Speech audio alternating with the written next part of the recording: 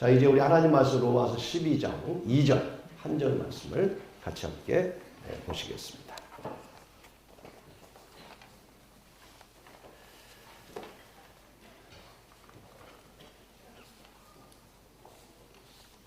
자, 우리 찾으셨으면 로마서 12장 2절 한 절 말씀인데요.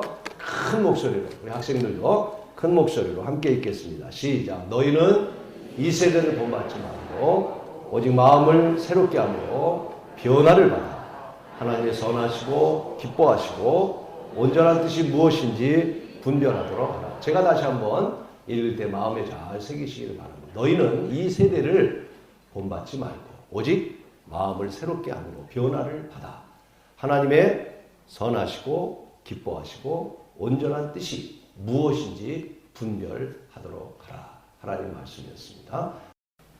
11월 비유에 대한 설교를 계속해왔고 또 비유에 대한 설교를 12월에도 계속 하려고 준비하고 있는 가운데 갑자기 이번 주에는 변화에 대한 이야기를 한 번 더 해야 되겠다 그런 마음을 갖게 됐습니다. 여러분 알다시피 2019년을 시작하면서 첫 주에 오늘 로마서 12장 1절 2절 말씀을 가지고 이미 여러분에게 변화라는 말씀을 드렸습니다. 이제 2019년이 11개월이 지나고 한 달을 남기면서 오늘 12월 첫째 주에 갑자기 또 제 마음속에 두 번째 변화라는 제목을 생각해 보면서 이런 생각을 해봤습니다. 우리가 이 한 해 동안 정말 얼마나 변화됐을까? 그래서 이 변화의 말씀을 통해서 다시 남은 한 달 동안이라도 우리가 변화되지 못했다면 올 한 해가 우리 목표가 변화인데 조금이라도 변화돼야 되지 않을까 하는 생각을 갖고 오늘 이 변화 두 번째 말씀을 여러분과 함께 우리 자녀들과 나누려고 합니다. 변화라는 말은 국어사전에 보니까 사물의 성격, 모양, 상태 따위가 바뀌고 달라지는 것. 그게 변화라고 했어요. 어떤 사물이 성격이나 모양이나 상태가 바뀌어지는 것, 변화라는 거죠. 변화입니다. 과연 우리가 변화라는 주제를 가지고 올 한 해 동안 오면서 내 성격이 변화되고 내 모양이 변화되고 얼마나 변화됐을까? 우리 한국말에는 변화라는 단어가 그냥 하나지만 헬라어나 영어에 보면 변화라는 단어가 여러 가지 뜻이 있어요. 뭐 사랑이라는 말도 우리는 사랑이라는 말 하나를 쓰지만 헬라어의 사랑은 뭐 에로스라는 사랑도 있고 또 필리아적인 사랑도 있고 아가페 사랑도 있고 많은 단어가 있듯이 영어나 헬라어에는 그 단어가 여러 가지 단어가 있어요. 특별히 영어에 보면 이 변화라고 하는 단어가 몇 가지 있는데 우리 자녀들도 아마 잘 알 거예요. 제일 많이 쓰는 변화의 단어가 뭘까 있을까요? change라는 말 아마 쉽게 여러분이 접하는 단어죠. change. 바뀐다는 거죠. 며칠 전만 해도 가을이었는데 겨울로 바뀌었어요. 이걸 우리는 change했다. 바뀌었다. 어제만 해도 날씨가 그래도 괜찮았는데 오늘은 비가 와요. change. 바뀌었어요. 바뀌었어요. 이 change. 또 하나, 두 번째 변화라는 단어가 뭐가 있냐면요. alteration이라는 말이 있어요. 오늘 이 단어만 여러분이 우리 자녀들을 알고 가도 내년 대학 입시는 합격입니다. alteration. 그래서 미국 가면 바지를 수선하러 갈 때 세탁소에 가서 뭐 해달라고 그러냐면 alteration 해달라고 얘기를 합니다. alteration. 이 말이 뭘까요? 고친다. 그런 뜻이에요. 수선한다. 바지가 짧으면 길게, 길면 짧게. 제가 거의 35, 36 바지를 입었습니다. 근데 요새 얼마나 날씬해졌는지 다 32가 돼서 그걸 다 지금 고치는데 반만 고치고 반은 안 고쳤어요. 다시 찔 것으로 믿고 그게 뭐냐면 alteration. 이렇게 고치는 거예요. 잘못된 걸 고치고 또 잘못된 생각을 고치고 이게 변화예요. alteration. 고치는 거예요.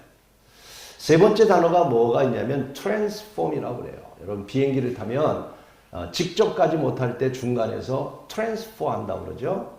바꾼다 이런 뜻이죠. 바꿔 탄다 그런 뜻이에요. 변화는 뭐냐? 잘못된 차를 타고 가면 내가 어떤 목적지를 가야 되는데 차를 탔는데 잘못 탔어요.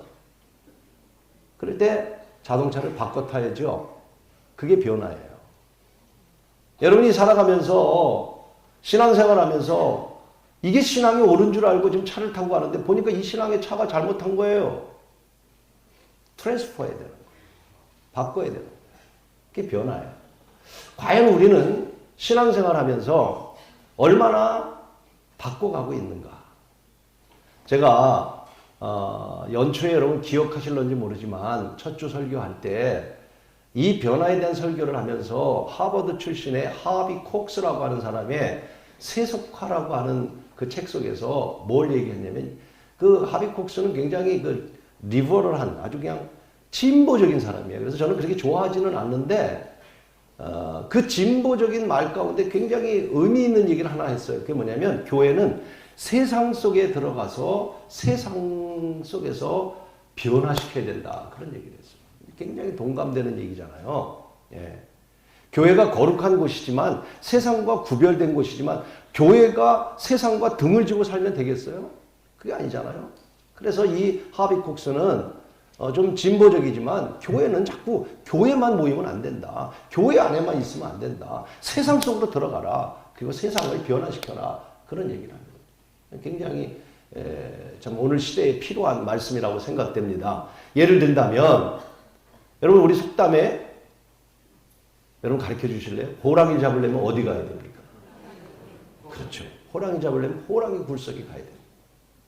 왜? 호랑이 굴속에 호랑이가 있으니까.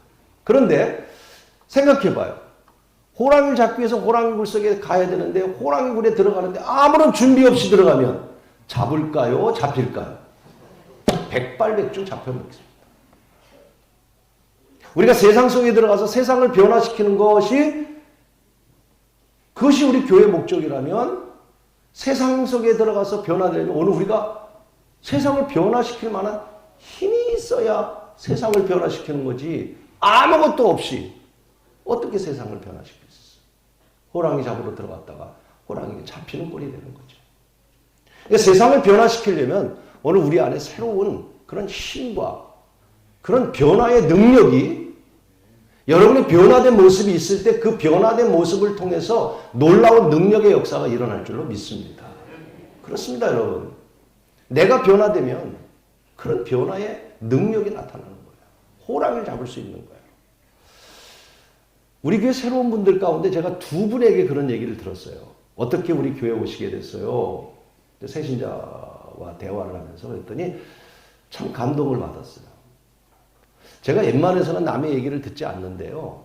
제가 그분을 보면서 주 옆에서 이렇게 그분을 늘 바라보면서 전도한 그분을 보면서 야, 저분이 믿는 하나님이라면 나도 한번 믿어봤으면 좋겠다.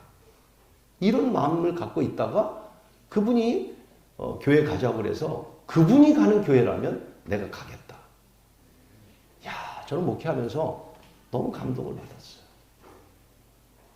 그래서 제가 그분이 말하는 그분을 이렇게 보니까 정말 내가 존경스럽더라고요. 이야, 참 훌륭하다. 누구에게, 다른 사람에게 그 삶의 변화된 모습을 보여주면서 제가 보기에도 존경스럽고 그분이 교회의 큰 중직도 아니고요. 여기저기서 일하는 분도 아니에요. 근데 제가 보더라도 그분은 신앙생활에 참 삶이 변화된 성숙한 이런 변화라는 게 뭡니까? 성장하고 성숙하는 거 아니에요. 우리 신앙생활하면서 성장해가고 성숙해져가는 게 교회 변화가 아니겠습니까? 참 여러분 내가 변화되니까 그 변화된 모습이 새로운 힘이 돼서 남을 변화시킬 수 있는 그런 놀라운 힘이 있다고 하는 사실이죠. 책 가운데 최고의 변화는 어디서 시작되는가라는 책이 있어요. 최고의 변화는 어디서 되어지는가? 이 벤자민 하디라고 하는 사람이 썼는데요. 거기 여러분 이렇게 보면 영어로 이렇게 써 있는 거 보이죠? Will power doesn't work. 뭐냐면 힘으로 성공은 이렇게 의역을 했더라고요. 일한다고 되는 게 아니다. 힘은 일한다고 되는 게 아니다. 번역을 했는데 조그맣게 글씨가 나서 여러분 안 보일 거예요. 성공은 일한다고 되는 게 아니다. 그런 소재예요. 어떻게 생각하세요? 열심히 일한다고 성공하는 거 아니다. 그러니까 우리 다 같이 놀기를 바랍니다. 그런 뜻이 아니죠. 무슨 얘기냐면 벤자민 하디라고 하는 사람이 불행한 가정에서 태어났어요. 11살 때 부모가 이혼을 해요. 이혼을 하고 나니까 가정이 행복할 수가 없죠.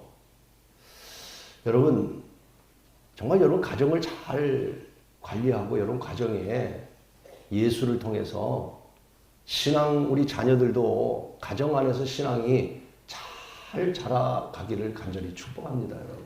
그래야 합니다. 가정은 교육의 가장 뿌리가 되는 곳이에요. 여러분의 가정에서 안 된 아이를 교회 학교에 갖다 놨다고 해서 바뀌어지는 건 절대 아닙니다. 더군다나 여러분의 자녀를 학교에 교육시켰다고 해서 달라지는 게 아닙니다. 가정이 그만큼 중요한 거예요. 그런데 이 벤자민 하디라고 하는 사람도 11살 때 부모가 이혼함으로써 가정이 그냥 풍지박산이 나는데 아버지는 매일 술 먹고 알코올 중독자, 동생은 아편하는 아편 중독자, 자기는 게임하는 게임 중독자, 그리고 막내가 하나 있는데 막내는 자폐증으로 늘 고통 가운데. 그래 여러분 살 맛이 나겠어요? 그래서 이 벤자민 하디가 고등학교만 졸업하고 배낭을 하나 짊어지고 자기 집에서 완전히 반대되는 곳을 향해 배낭여행을 떠납니다. 자유롭고 싶어서. 그래서 먼 길을 떠나서 2년 동안 살다가 돌아오는데 그 2년 사이에 어떤 일이 생기냐면 교회를 다니게 되고 하나님을 만나게 돼요. 그리고 자기의 이 게임 중독에서 벗어나고 새로운 마음을 가지고 고향으로, 자기 집으로 찾아온 거예요. 찾아와 봤더니 자기는 2년 사이에 변화되었는데 좀 새로워졌는데 가정에 와보니까 가정은 똑같은 거예요. 아버지는 술 먹고 동생은 아편에 중독이 돼 있고 막내는 자폐증에 고통 가운데 있고 그러면서 이 사람이 쓴 내용이 이 내용입니다. 열심히 power doesn't work.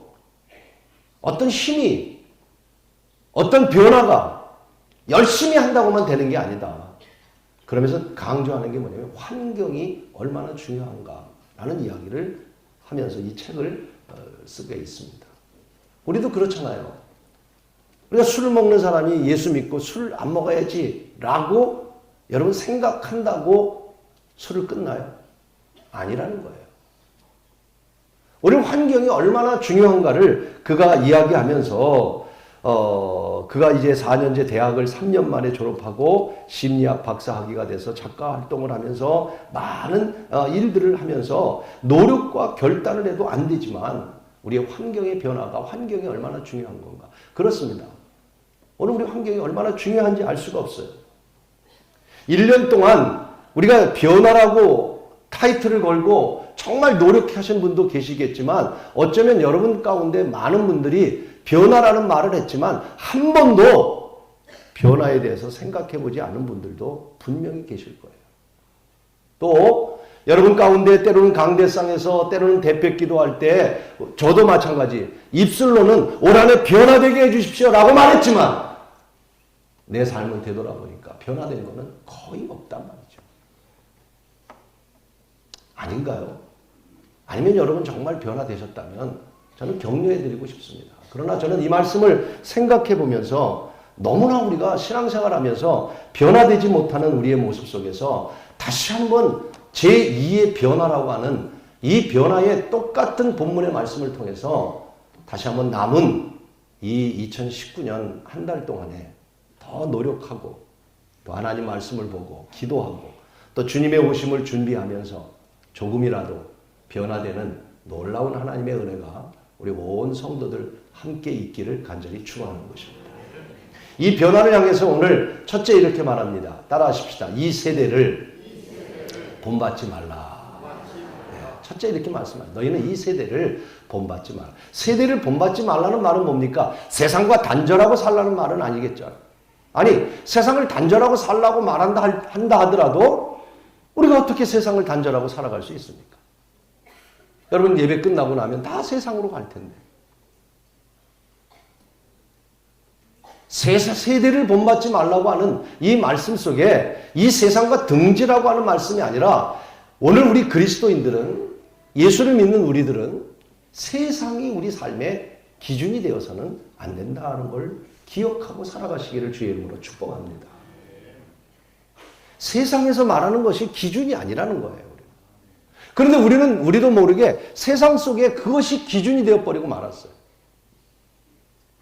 말씀드린 대로 세상과 단절하고 산다면 가능하겠죠. 그러나 여러분, 오늘 예배 끝나면 우리는 다시 세상으로 가야 되는 거예요. 세상에 가다 보면 이 세대를 안 따라갈 수가 없는 거예요.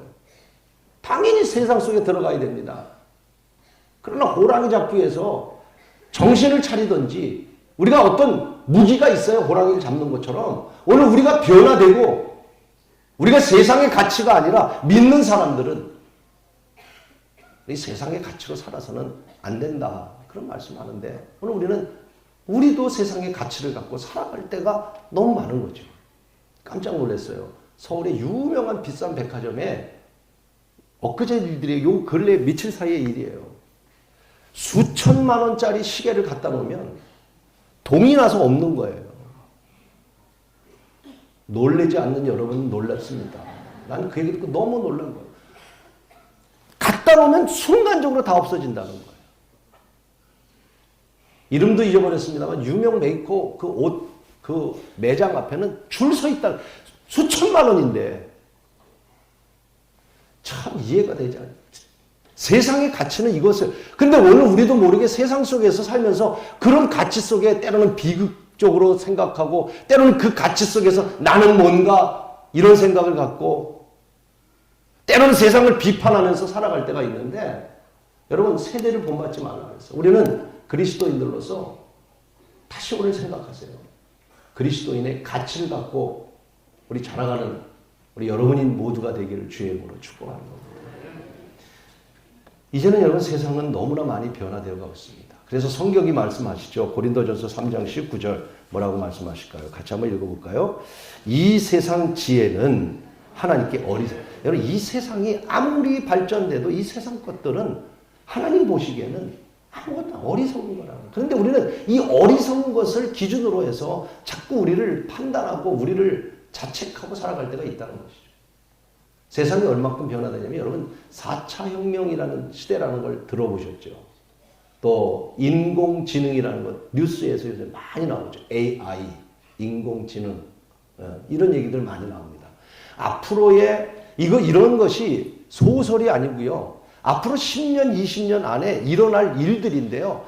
엄청난, 여러분이 나보다 이런 정보들은 우리 자녀들은 더 많이 알고 있을 거예요. 상상도 못할 엄청난 시대가 된다는 거죠. 깜짝 놀랐습니다. 요새 뭐 쉽게 나오는 거 아주 쉬운 얘기 많이 나오죠. 그 자율 운전하는 자동차가 나와서 이제는 자동차 타고 운전할 필요가 없어요. 목적지만 입력해 놓으면 자기가 알아서 좌회전, 우회전 다 하는 거예요. 차들이 없나 보죠. 아무 반응이 없는 겁니다.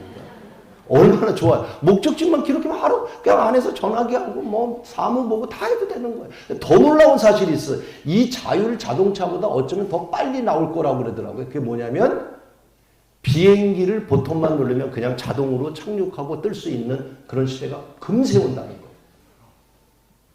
그렇게 되면 이것이 이제 4차 혁명 시대에 인공지능이 발달되면서 이렇게 되면 가장 피해를 입는 게 뭘까요? 우리들이에요. 우리 직장을 다 잃어버렸는데 거기 통계가 뭐라고 되어 있냐면 720만 개의 직장을 다 잃어버리게 된다. 여러분 직장을 잃어버린다 그러는데 울지도 않고 웃지도 않고 그런 시대가 된다. 720만. 그래서 여러분 잘 알잖아요. 여러분이 잘 아는 골드만삭스라고 하는 투자은행에서 실제적으로 2017년도 9월 달에 어떤 일이 있었냐면 600 600명의 직원이 할 수 있는 일을, 실제 있었던 일, 2017년에 600명이 할 수 있는 일들을 598명을 해고시키고 두 사람이 그 일을 하게 했는데, 그 이유가 뭐냐면 캔쇼라고 하는 프로그램을 갖다 놓으니까 이 투자회사에서 여기저기 돈을 받아서 계산해서 뭐하고 하는데 몇 명이 이걸 계산하고 또 작성하고 문서화하고 하는데 600명이 했는데, 캔쇼라고 하는 프로그램을 갖다 딱 놓고 거기다 집어넣으니까 2명이면 다 되는 거예요. 그래서 598명을 해고시켰어요. 골드만삭스에서. 이거는 지금 현실이 일어나고 있는 일들입니다. 앞으로는 더 많은 일들이 일어납니다. 여러분, 우리 자녀들 영화 봤잖아요. 터미네이터. 인간과 기계가 싸우는 거예요. 근데 기계가 이제는 말을 합니다. 생각을 합니다. 판단을 합니다. 물론 선이 이기죠. 근데 인간이 만든 기계가 사람과 싸우는 세상, 인간의 지혜가, 이 세상의 지혜가 하나님께 어리석어. 오늘 우리는 이런 세대, 이런 변화 속에서 살아가는 시대 속에 살아가고 있습니다. 우리는 믿는 사람으로서, 하나님의 자녀로서 이 세상 것들이 우리 가치관의 기준이 되지 않도록 오늘 성경은 말합니다. 이 세대를 본받지 말라! 그런 세상이, 우리 자녀들 결코 세상의 기준이 아니라 우리는 하나님이 기준이 되길 바랍니다. 신앙이 기준이 되고, 하나님 말씀이 기준이 되고, 아브라함이 기준이 되고, 다윗이 기준이 되고, 예수가 기준이 될 수 있기를 주의 이름으로 축복하는 것입니다. 다니엘을 보세요. 포로로 끌려갔잖아요. 바벨론에. 다니엘은 엘리트예요. 그래서 다른 포로들은 망리를 했지만 다니엘은 궁중 안에서 특별 대우를 받았어요. 귀족이기 때문에. 그래서 다니엘에게, 여러분 잘 알다시피 다니엘에게는 그 바벨론 사람들이 바벨론화하기 위해서 바벨론 언어를 가리키고 바벨론 문화를 가리키고, 그리고 여러분 다니엘에게 고기와 포도주를 줄 때 다니엘이 거부하잖아요. 여러분, 음식이라는 것은요, 굉장히 우리의 체질을 바꾸는 이유가 됩니다. 어떤 음식을 먹느냐에 따라서. 이런 얘기하죠. 암 걸린 가족은 그 자녀도 암이 걸린다. 이런 얘기 많이 하죠. 이유는 간단합니다. 부모가 암 걸렸기 때문에 암 걸리는 게 아니라 이유는 간단해요. 엄마나 자녀나 먹는 음식이 비슷해요. 그렇기 때문에 암에 걸리는 거예요. 그 가족사에. 음식이라는 것이 그만큼 사람에게 영향을 미친다는 거죠. 다니엘에게도 고기와 포도주를 먹여서 이제 바벨론화 할 때 다니엘이 어떻게 합니까? 거부합니다. 그까짓 포도주 먹었다고 해서, 그까짓 고기 먹었다고 해서 뭐가 잘못입니까? 다니엘서 1장 8절에 다니엘이 1장 8절에 뭐라고 말씀하냐면 이렇게 말씀합니다. 같이 한번 읽어볼까요? 다니엘은 뜻을 정하여 왕의 음식과 그가 마시는 포도주로 자기를 더럽히지 아니하리라 하고 자기를 더럽히지 아니하도록 하느니라. 여러분, 구별되기를 바랍니다. 다니엘은 세상의 기준이 아니란 말이에요.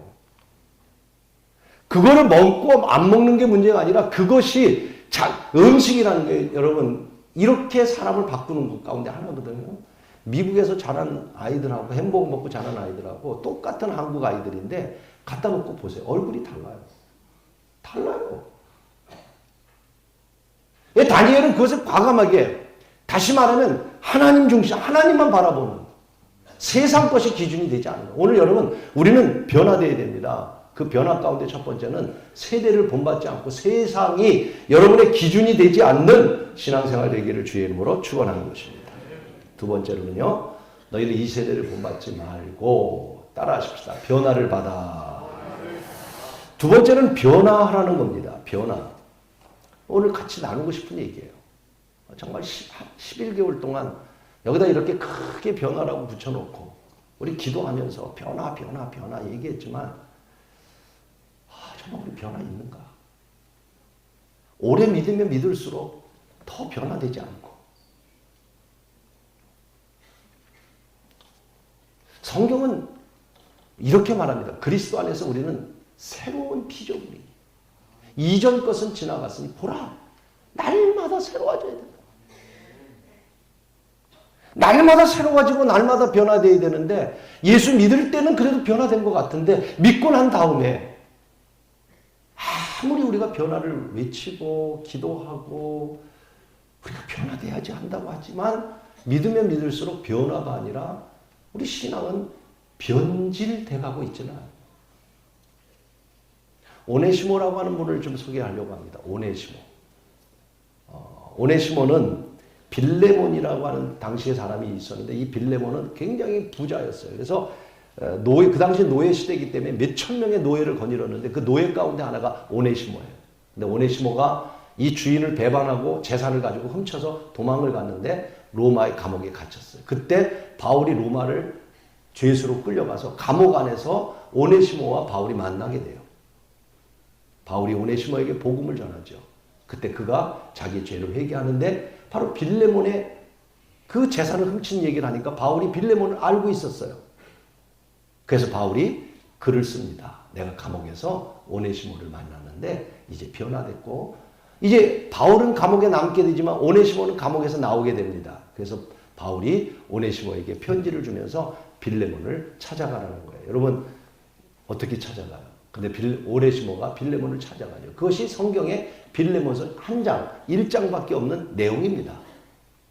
그 편지 가운데 빌레몬서 1장 11절에 뭐라고 성경이 표현했냐면 이렇게 표현했어요. 저는 이 말씀을 여러분에게 드리려고 이런 설명을 드리는 거예요. 이렇게 말합니다. 전에는 내게 무익한 자였지만 이제는 오네시모가 나에게 유익한 자가 되었다. 전에는 무익한 자였지만 이제는 나에게 유익한 자가 되었다. 여러분 우리가 예수 믿고 이제는 변화돼서 우리 하나님 앞에 이제는 무익한 자가 아니라 유익한 자가 되어야 되지 않겠습니까? 아닌가요? 그냥 우리 신앙생활만 하는 게 아니라 우리가 좀 더 거듭나고 변화되고 새로워져서 하나님이 보시기에 교회에 거치는 자가 아니라 우리 교회에 유익한 자라고 말할 수 있는 그런 변화된 하나님의 사람들이 되어야 되지 않겠습니까? 믿음은 뭐냐? 저는 변화라고 생각합니다. 여러분 그렇습니다. 멸망받을 수밖에 없는 사람이 믿음으로 영생을 얻었고 변화 아닙니까? 믿음은 변합니다. 영원한 형벌 속에 빠진 우리들을 믿음을 통해서 우리는 하나님의 백성으로 하나님의 천국으로 믿음을 통해서 변화된 거예요. 과거에는 우리가 마귀의 자식이었지만 하나님 믿음을 통해서 하나님의 자녀로 변화된 것이고요. 지옥에 갈 수밖에 없는 우리들이지만 예수님을 믿음으로 말미암아 우리는 천국 갈 수 있는 믿음은 변화다. 그렇다면 믿고 우리가 이렇게 하나님의 은혜로 변화된 하나님의 사람들이 됐다면 오늘 우리도 우리 삶 가운데 사랑하는 여러분 변화가 있는 삶을 살아가야 되지 않겠습니까? 머물면 안 됩니다. 토저라고 하는 영성신학자는 이렇게 습관적 신앙에서 벗어나라라고 하는 책에서 이렇게 말합니다. 습관적 신앙에서 벗어나라. 변화보다는 더 우리가 습관이라는 게 뭐예요? 그냥 루틴이라고 그러죠. 아침에 일어나면 화장실 가서 세면하고 샤워하고 출근하고 생활하다 보면 그냥 그것이 습관화되는 거죠. 저도 어떤 때 교회로 출근하는 게 아니라 어디 약속이 있어서 어디 가야 되는데 생각 없이 아무 생각 없이 운전하고 오다 보면 교회 사무실에 앉아 있는 거예요. 거기 가 있어야 돼요. 그게 뭐예요? 습관이잖아요. 여러분 우리는 습관이 있을 때는 주일이 되면 그냥 아무 생각이 없어요. 그냥 교회 오는 거예요.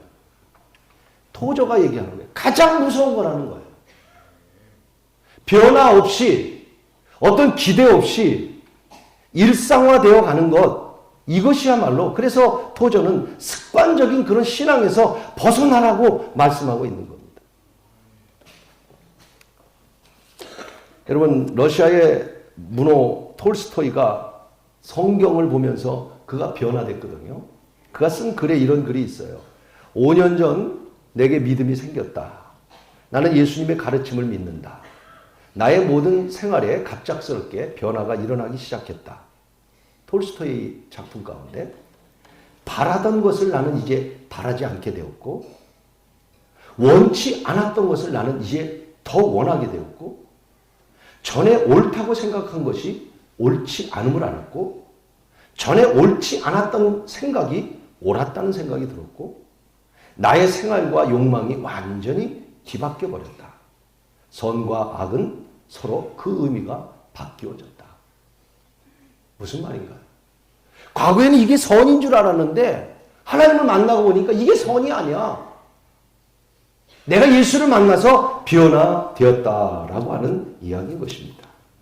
사랑하는 여러분, 오늘 주님 안에서 우리가 다시 한번 남은 올 한 해 우리가 변화라는 주제를 가지고 왔지만 아직 변화되지 못한 저와 여러분, 다시 우리 그리스도 안에서 변화되기 위하여 이 한 달도 주님의 오심을 기다리면서 더 준비된 삶 가운데 변화되는 놀라운 은혜가 우리 모든 여러분에게 있기를 간절히 축원하는 것입니다.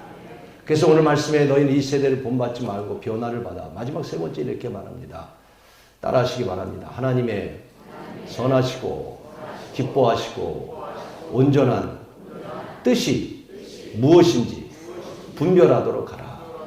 우리가 이제는 이 세대의 기준을 갖지 말고 변화를 받아서 하나님의 뜻이 무엇인지를 분별하면서 살아가라는 이야기입니다. 여러분, 하나님의 뜻을 분별한다고 하는 것, 그것이 지혜지요. 내가 직장을 선택할 때 정말 하나님의 뜻이 어디에 있습니까? 오늘 우리 학생들 이제 대학 입시를 보고 시험을 보고 하나님, 내가 어떻게 하나님의 뜻을 이룰까? 이렇게 기도하는 분들 있을 겁니다. 한 해를 시작하면서 여러분 그렇게 시작했고 이 한 해를 11개월 지내왔습니다. 정말 여러분, 우리 하나님의 뜻을 이루기 위해서 분별하려고 애쓰며 살아왔을까요? 대부분 우리는 하나님의 뜻은 먼 미래에 있는 것이라고 생각해요. 하나님의 뜻은 굉장히 엄청난 것이라고 생각해요. 그리고 내 생각이 하나님의 뜻인 것처럼 우리는 말할 때가 많고 그렇게 기도할 때가 많아요. 하나님의 뜻을 기다리는 게 아니라 내가 이미 결정해놓고 하나님의 뜻대로 이루어 주시옵소서. 우리 이런 기도를 할 때가 많아요. 자, 이런 거지요. 남녀가 둘이서 사랑을 합니다. 그런데 둘 다 크리스찬이에요. 기도를 해요. 이 남자가 기도합니다. 하나님, 저 여자와 결혼하는 게 하나님의 뜻입니까? 근데 이 남자가 여자를 너무 사랑해요. 그러니까 하나님께서 그러는 것 같아요. 그와 결혼하는 것이 너의 뜻이다. 그래서 여자를 찾아갑니다. 어제 밤새도록 기도했는데 하나님이 너와 결혼하는 것이 하나님의 뜻이라고 얘기한다. 그랬더니 여자가 얘기합니다. 나는 밤새도록 기도했는데 너와 기도하는 것이 하나님의 뜻이 아니라고 그러더라. 우스운 얘기지만 우리는 그렇게 기도할 때가 많다는 거죠. 하나님의 뜻이라고 이야기하지만 우리는 하나님의 뜻이 무엇인지도 모르고 내 뜻을 하나님의 뜻으로 생각할 때가, 하나님의 뜻은 오늘 성경이 분명하게 말합니다. 선하시고 기뻐하시고 온전한 뜻. 여러분, 이 세 가지가 하나님의 뜻을 구별하는 가장 중요한 무기인 거예요. 첫째가 하나님의 선한 일이 일어나야 되는 것입니다. 하나님의 뜻은 선한 일입니다. 믿습니까, 여러분? 악한 일이 아닙니다. 두 번째 하나님의 뜻은 뭐냐면 하나님이 기뻐하시고 라고 말씀하셨어요. 하나님이 기뻐하는 일을 선택하셔야 됩니다. 여러분이 기뻐하는 일이 아니라 하나님이 기뻐하는 일. 그리고 세 번째 이렇게 말씀하시죠. 하나님의 선하시고 기뻐하시고 온전하신. 온전한 뜻은 뭐냐면 완전한이라는 뜻도 갖고 있습니다. 그것은 완전하다고 하는 퍼펙트한 그런 것을 의미하기보다는 성숙한 뜻을 가지고 있는 것입니다. 성숙한 일이 돼야 돼요. 어린아이와 같은 일이 돼서는 안 되는 거예요. 어린아이들이 작은 일 갖고 울고 작은 일 갖고 시험에 들고 그건 성숙하지 못한 거예요. 하나님의 뜻을 이루는 길이 아니라는 말입니다. 이번 금요일 날, 여러분 금요일 기도에 좀 많이들 나오셔서 기도하는 일에 좀 우리 성도들이 같이 힘썼으면 좋겠어요. 이번 금요일 날 아마 오신 분들 참 은혜 많이 받으셨을 겁니다. 오늘도 어떤 장로님이 금요일 날 정말 은혜 받고 눈물 많이 흘렸습니다. 왜 그러냐면 미국 템파 제일교회 담임 목사님이 그날 금요일 날 그제 오셨거든요. 제가 굉장히 아끼는 후배예요. 사실은 제가 미국에서 이 신영교회로 올 때 제 후임을 선정하면서 그 친구에게, 후배니까 제가 전화를 했습니다. 내가 좀 한국으로 가게 됐는데 자네가 우리 교회 와서 제 후배고 그러니까 내 후임으로 일하면 내가 그렇게 할 수 있으니까 한번 해보겠냐고. 선배님, 제가 그때 그 당시 그 목사님 교회를 개척한 지 1년 반밖에 안 됐어요. 템파 올랜도에다가. 제가 기도해보고 전화하겠습니다. 그때 그 교회는 몇십 명도 안 됐고 우리 교회는 400~500명 되는 교회고. 승진되는 거 아니에요? 얼마나 좋은 기회예요. 제가 또 그렇게 해준다고 하니까. 그래서 전화가 왔어요. 선배님, 가고는 싶지만 제가 개척한 지 1년 반밖에 안 됐는데 어떻게 1년 반 된 교인들을 개척하려고 해놓고 교회를 떠날 수 있겠습니까? 제가 감동을 받았어요. 그래, 네 말이 맞다. 그런데 이번에 어떤 일이 생겼냐면 이제 그 템파 제일교회를 개척을 해서 15년이 됐습니다. 근데 얼마 전에 문자가 왔어요.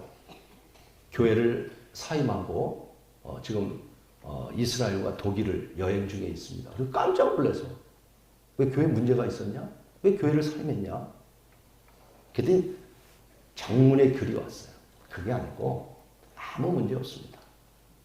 그런데 주일날 우리 교인들에게 그냥 인사구역회도 안 하고 저 교회 다음 주부터 다음 주까지만 하고 떠납니다. 그리고 거기 오래 안수받은 부목사를 담임 목사를 세우고 자기는 무조건 교회를 그냥 사임한 거예요. 엉뚱하잖아요. 그런 바보 같은 짓이 어디 있어요. 요새 그럴 사람이 어디 있어요. 그러면서 이런 얘기를 하는 거예요. 15년이 되니까 자기가 그 교회 15년이 되니까 이제 안주하려고 하고 뭔가 도전적인 것도 없고 그냥 편안하게 하면 얼마든지 할 수 있는데 이거는 하나님이 원하는 일이 아니다. 미련한 것 같지만 하나님의 계산 방법이 있을 것이고 내가 하나님 앞에 내가 더 변화되고 내려놔야 되겠다. 그래서 아무 계획 없이 내려놓고 교회를 사임했다는 거예요. 그래서 한국에 온다는 이야기를 듣고 제가 그제 금요일 날 그 목사님하고 말씀을 나누고 은혜를 나눴는데 여러분 하나님의 뜻은요 내가 다 계획해놓고 하나님의 뜻을 기다리는 게 아닙니다. 또 하나는 변화를 위해서 자기의 모든 것을 내려놓고 하나님의 뜻을 기다리는 그 목사님에게 제가 그런 얘기를 했어요. 분명히 정말 하나님의 뜻을 기다리면서 아무 욕심 없이 내려놨다면 강 목사님 당신의 길은 하나님이 인도하실 줄로 믿습니다. 저는 믿습니다. 그것이 하나님의 뜻입니다. 때로는 변화를 위해서 우리는 이런 용기와 결단도 필요할 것입니다. 우리는 한 해를 변화라고 하는 주제로 살아왔지만 저와 여러분 정말 예수 믿고 얼마나 변화되셨습니까? 여러분 교회 생활하면서 오래 믿으면 믿을수록 정말 우리는 얼만큼 변화를 향해서 가고 있습니까? 다시 이 한 해 한 달 남은 대림절, 강림절을 맞이하면서 다시 이 성탄절에 저와 여러분이 다시 한번 말씀 앞에 성령 앞에 무릎 꿇고 기도하면서 더 우리가 그리스도 안에서 변화되어 다시 오실 주님을 맞이하는 귀한 믿음의 삶이 이 남은 한 달 동안에도 성령의 도우심 속에 이루어지는 역사가 있기를 주의 이름으로 축원합니다. 기도하겠습니다.